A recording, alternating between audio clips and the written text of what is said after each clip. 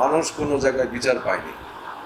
বাংলাদেশের সমস্ত নির্বাহী বিভাগ, আইন বিভাগ, বিচার বিভাগ, শাসন বিভাগগুলো দুর্নীতিগ্রস্ত হয়ে গিয়েছিল এবং মানুষের যে বাক স্বাধীনতা ছিল সে বাক স্বাধীনতাকে তারা গলা চিপে হত্যা করেছে। আপনি দেখেছেন একটা সময় এরকম আপনাদের নিউজ এসেছে যে পুলিশের বুটের নিচে দেশের গণতন্ত্র।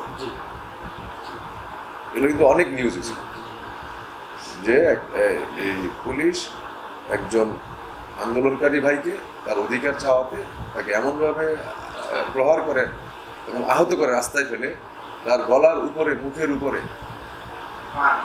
পা দিয়ে এই বুট পরা অবস্থায় চেপে ধরে রেখেছিল।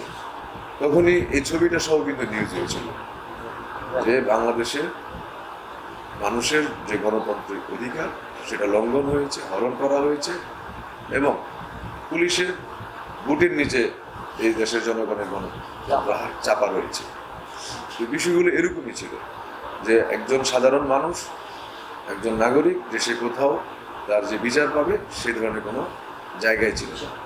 মানুষ অসহায় অবস্থায় জীবন বাঁচার জন্য দিক বেদিক যখন ছুটাছুটি করছিল, আমাদের প্রিয় নেতা জনাব তারেক রহমান, সেই আমাদের বহুদলীয় গণতন্ত্রের প্রবক্তা, আমাদের এই বাংলাদেশের স্বাধীনতার ঘোষক শহীদ প্রেসিডেন্ট জিয়া রহমানের যে 19 দফা ছিল, সেই 19 দফার আলোকে 27 দফা নির্ণয় করেছিলেন।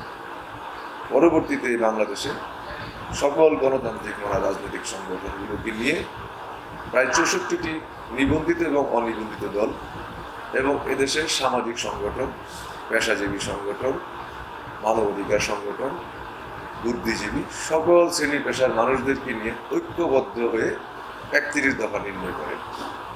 এই 31 দফার মধ্যে এই বাংলাদেশের স্বাধীনতা, সার্বভৌমত্ব, এদেশের জনগণের অধিকার, ভোটাধিকার, মানবাধিকার সবকিছু নিহিত রয়েছে।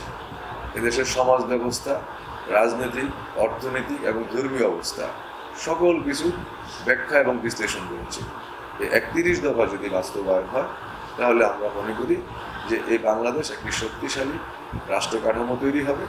এই বাংলাদেশের জনগণ তার যে মৌলিক অধিকারগুলো রয়েছে, ভোটাধিকার রয়েছে, গণতান্ত্রিক অধিকার রয়েছে, মানবাধিকার রয়েছে, সব কিছু আবার ফেরত পাবে।